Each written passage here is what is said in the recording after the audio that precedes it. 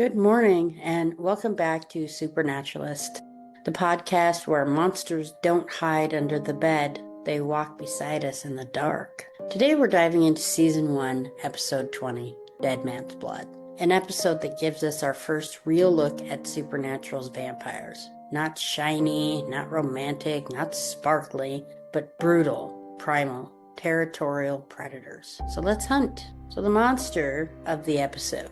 Supernatural creatures in this episode are vampires, but not the casket-sleeping, cape-wearing version from old Hollywood. Supernatural's vampires are faster than humans, stronger than humans, regenerate from wounds, and they're hypnotic and strategic. And they're nearly impossible to kill. Their eyes go black when they feed, their teeth extend like razors, and sunlight doesn't kill them. It just irritates them like a sunburn. These vampires don't sparkle, they stalk. So how vampires become vampires? Well, in folklore, in traditional legend, vampirism spreads through a bite, drinking a vampire's blood, being cursed, or dying violently and rising again. And many Eastern European myths describe vampirism as a blood-borne infection. Pass it on, and the disease spreads. In Supernatural, the transformation is more scientific and more intimate. A vampire must feed a human their own blood. The human must then kill and drink human blood. Then the change is permanent. It's not just enough to be bitten.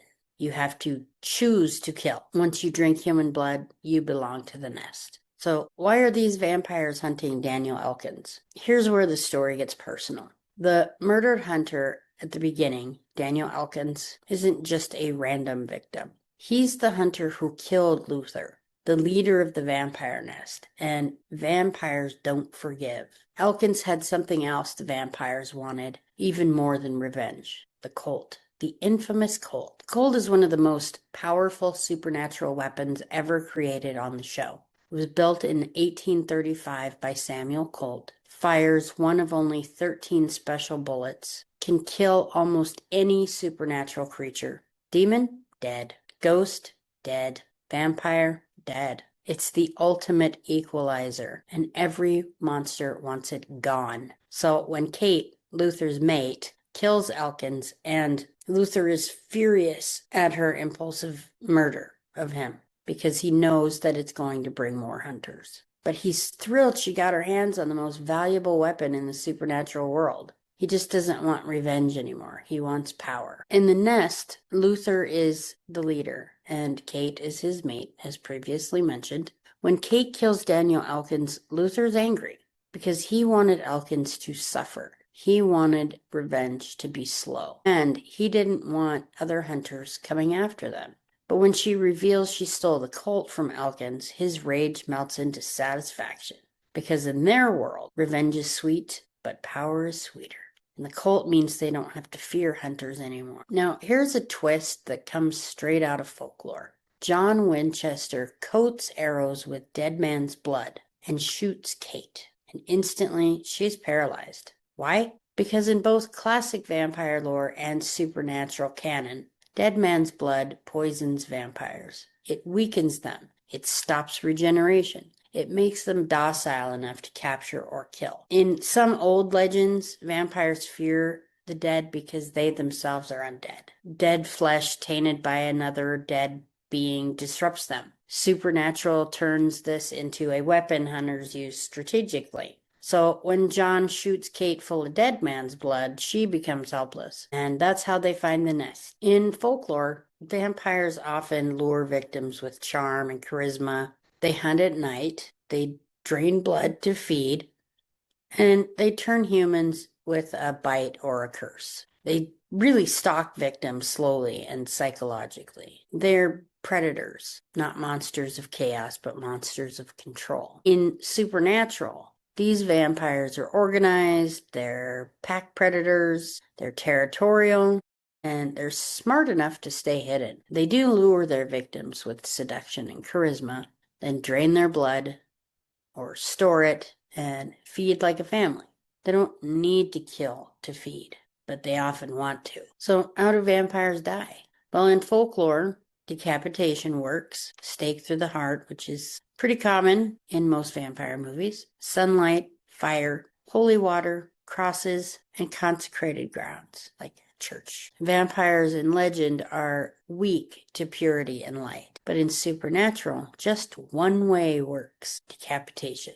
No stakes, no holy water, no sunlight explosions. You take their head, or you don't kill them at all, which is why the Colt is such a game changer. One bullet from the Colt can kill a vampire instantly with no decapitation. And John Winchester plans to use that power on something much bigger than vampires. So why does this episode matter? Well, this episode changes the show's future. We get vampires for the first time, the Colt, and the return of John Winchester, and the first real strategic step toward killing the yellow-eyed demon.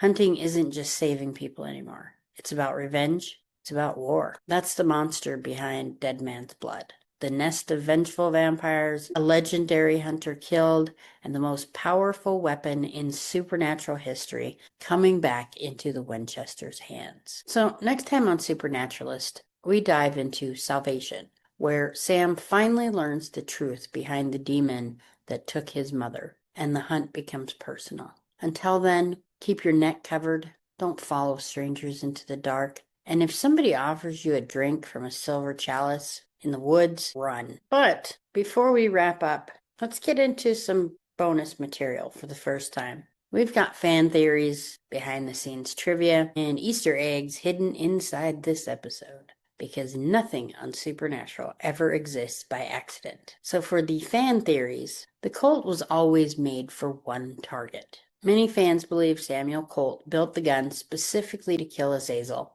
the yellow-eyed demon, not just anything. Why? Well, Colt built it on the night Halley's Comet passed overhead, which only happens every 75 years. He created exactly 13 bullets, like a ritual, and it only ended up in the hands of hunters who were destined to fight Azazel. In theory, the Colt is a weapon of destiny, not chance. Daniel Elkins knew John would come. Some fans think Elkins knew the vampires were hunting him and purposely left the letter and the safe for John and the boys to find. Evidence? He left clear clues. He didn't hide the location of the Colt very well, and his journal mentions the Winchesters by name. So it's possible Elkins wasn't careless at all. He was preparing a handoff before he died, and he knew he was going to. Kate and Luther's nest was part of a larger vampire network. Later seasons reveal massive organized vampire societies. Fans think this nest may have been a branch, meaning Luther was a leader, but he was also a lieutenant, which could explain why they were willing to break vampire hunter peace and come after Elkins openly. Now for behind-the-scenes trivia. Real razor action. The prop department designed extendable vampire fangs that operated mechanically. They actually snapped forward in the actors' mouths instead of using CGI. It's why feeding scenes look so realistic. The Colt prop is real metal. The legendary Colt is not a lightweight rubber gun like most TV weapons. It was custom built, heavy, and engraved. And the actors have said it felt like holding a real museum artifact. Very interesting.